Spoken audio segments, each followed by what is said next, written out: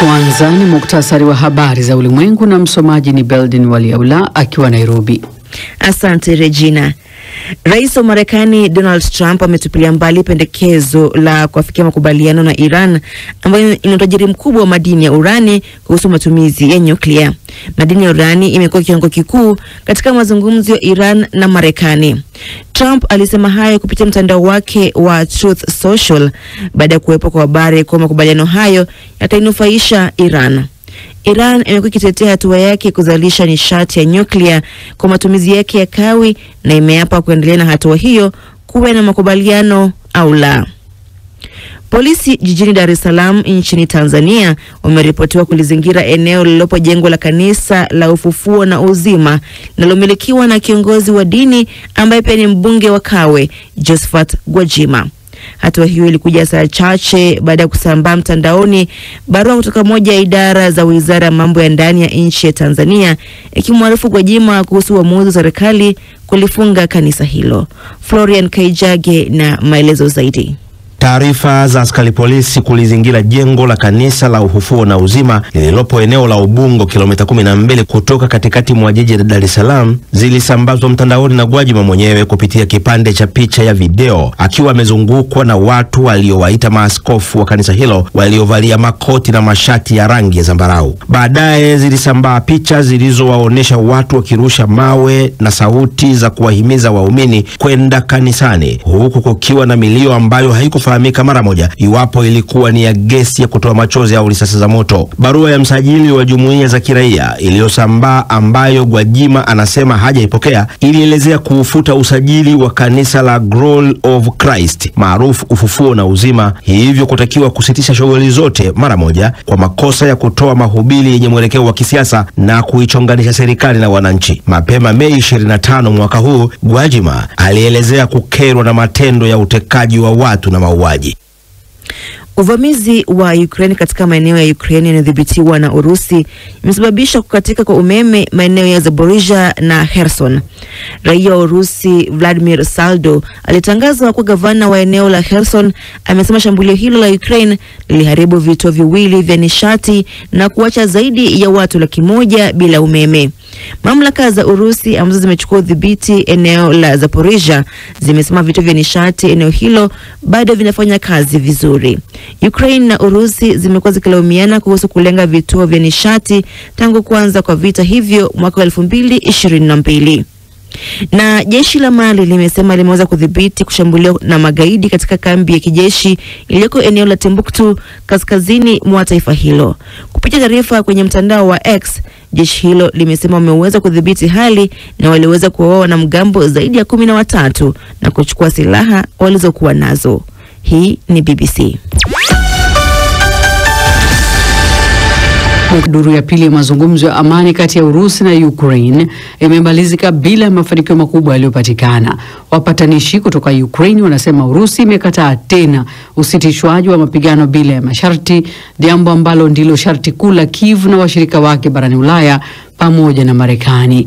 Hata hivyo wamekubaliana kubadilishana wafungwa wa kivita pamoja na kurudisha miili ya wanajeshi wapatao 12,000. Zaidi na Halima Nyanza. Katika mazungumzo hayo wajumbe wa Urusi walipendekeza siku 2 au 3 za kusitisha mapigano katika baadhi ya maeneo yaliyovitani, lakini hata hivyo hawakutoa maelezo zaidi. Akizungumza baada ya kumalizika kwa mazungumzo hayo ya jana Jumatatu katika mji wa Istanbul nchini Uturuki ambayo yalidumu zaidi ya saa moja, waziri wa ulinzi wa Ukraine Rustem Umerov ametaja machache waliokubaliana. Tumekubaliana pande zote kubadilisha wafungwa wa kivita waliojeruhiwa vibaya na wagonjwa. Kundi la pili ni askari vijana ambao ni kuanzia kati ya miaka 18 mpaka 25 kwa pande zote. Pia tumekubaliana kurudisha miili 6,000 kila upande ya wanajeshi waliouawa. Aidha, waziri wa ulinzi wa Ukraine amesema nchi yake inasisitiza usitishwaji kamili wa mapigano na bila ya masharti kwa muda wa siku 30 ili kumaliza mauaji. Matarajio yalikuwa madogo hata kabla kuanza kwa mkutano huo wa jana kutokana na pande zote zote mbili kuanika juu ya jinsi ya kumaliza vita hivyo ambavyo bado vinaendelea tangu Urusi ilipoanza mashambulizi kwa Ukraine Februari mwaka 2022. Kwa sasa Urusi inadhibiti eneo la Ukraine kwa takriban 20%, ikiwemo eneo la Russia kusini mwa Crimea iliyotoa mwaka 2014. Katika hatua nyingine, rais wa Ukraine Volodymyr Zelensky ameitaka Urusi iwekewe vikwazo vikali baada ya kile alichodai kukataa tena wito wa usitishwaji mapigano. Kwingineko, katibu mkuu wa Umoja wa Mataifa Antonio Guterres ametoa wito wa kufanyika kwa uchunguzi huru wa mauaji ya Wapalestina yaliyotokea jirani na kituo cha kusambazia misaada katikati mwa Gaza siku ya Jumapili, huku kukiwa na taarifa zinazodai kuwa vikosi vya jeshi la Israel vilifyatua risasi. Mashuhuda wamearifu kwamba kulikuwa na milio ya risasi wakati walipokuwa wakisubiri chakula kwenye kituo kilichoko Rafa ambacho kinasimamiwa na Marekani pamoja na taasisi moja ya Gaza inayohusika na masuala ya kibinadamu inayoungwa mkono na Israel. Samba Tenzi anaarifu zaidi. Katika taarifa yake aliyotoa jana Jumatatu, katibu mkuu wa Umoja wa Mataifa amesema ameshtushwa na taarifa za mauaji na kujeruhiwa kwa Palestina hapo jana wakati walipokuwa wakitafuta msaada. Katibu mkuu huyo ametaka pia kuwajibishwa kwa wote waliohusika na mauaji hayo. Hata hivyo, Wizara ya Mambo ya Nje ya Israeli ilijibu kupitia mtandao wa X na kuita kauli hiyo ya Guterres kuwa ni ya fedheha na kumkosoa kwa kutowataja Hamas. Asasi moja ya kiraia inayohusika na ulinzi wa raia iliarifu kuuawa kwa watu 31 na wengine 176 kujeruhiwa baada ya Israeli kuwafyatulia risasi maelfu ya raia karibu na kituo hicho cha misaada cha Marekani kilichopo Rafa siku Jumapili jioni, kwa mujibu wa shirika la kimataifa la Msalaba Mwekundu. Katika wakati huo, hospitali ya shirika hilo iliyopo Rafa ilipokea majeruhi wengi wakiwemo wanawake na watoto. Ni taarifa yake Samba Tenzi. Shirika la kudhibiti magonjwa Afrika CDC limeonya kuwa mwaka huu huenda ukashuhudia milipuko mibaya zaidi ya magonjwa barani Afrika. Katika mahojiano na BBC, mkurugenzi mkuu wa CDC Africa Dr. Jean Kaseya amesema kuzuka upya kwa magonjwa kama Mpox na kipindupindu kunasababisha mzigo mkubwa kwa mifumo ya afya na huenda kukatishia uthabiti wa kiuchumi na kisiasa barani Afrika. Muda mfupi uliopita nimezungumza na mwandishi wa BBC Akisa Wandera aliyezungumza na Dr. Kaseya ili kufahamu zaidi kwa nini CDC imetoa onyo hilo.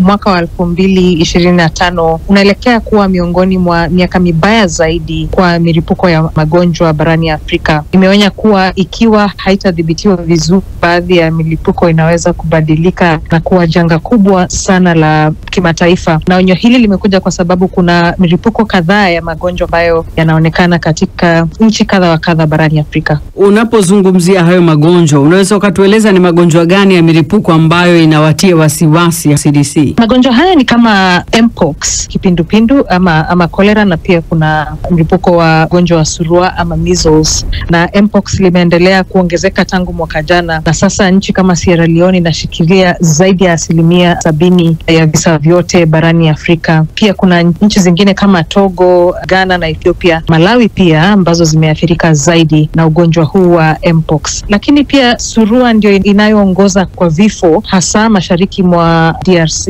Na wakati huo huo, shirika la CDC linasema kuwa nchi karibu 20 zinakabiliwa na mlipuko wa kipindupindu, na hali hiyo si nzuri sana kulingana na mkurugenzi mkuu wa CDC ya Afrika. Haya yanakuja huku nchi tajiri zikisitisha ufadhili. CDC inafanya nini kuzisaidia serikali za Afrika kuweza kushughulikia vilivyo changamoto hizo katika sekta ya afya? Mkurugenzi huyu ambaye alizungumza na BBC sema kuwa nchi za Afrika ni kama zimeamka na zimeamua kuchukua usukani katika nchi zote barani Afrika, na anasema kuwa upunguzaji wa misaada ya kitaifa umeathiri huduma muhimu zaidi za afya katika nchi 35, na huduma hizi ni kwa magonjwa kama TB, kama virusi vya HIV, magonjwa kama malaria na afya ya uzazi. Na watu wengine wanalazimika kuvuka mipaka kutafuta dawa za virusi vya HIV. Lakini anasema kuwa ili kupunguza hali ya kutegemea misaada ya nje kwa nchi nchi za Afrika. Wanajaribu kuhimiza nchi za Afrika kuongeza bajeti ya afya katika mwaka huu kuendelea. Wanajaribu kuwahimiza pia kutoza ushuru bidhaa kama sukari, tobako, pombe ili kuongeza bajeti ya afya. Na pia anasema kuwa kuna hatua kadha wa kadha ambazo wameweka mikakati ili kuwezesha utengenezaji wa chanjo, na anatarajia kuwa angalau chanjo 4 zitakuwa zinazalishwa barani Afrika miaka 2-3 ijayo.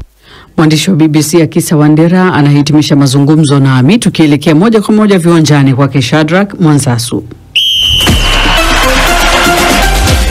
Naam, asante sana Regina Mzionda. Ni kwamba barani Afrika, serikali ya jimbo la Kano nchini Nigeria jana Jumatatu liliweza kutangaza maombolezo kufuatia vifo vya watu 22 katika ajali iliyotokea barabarani na ilitokea walipokuwa wakitokea kwenye tamasha la michezo kusini magharibi mwa nchi hiyo.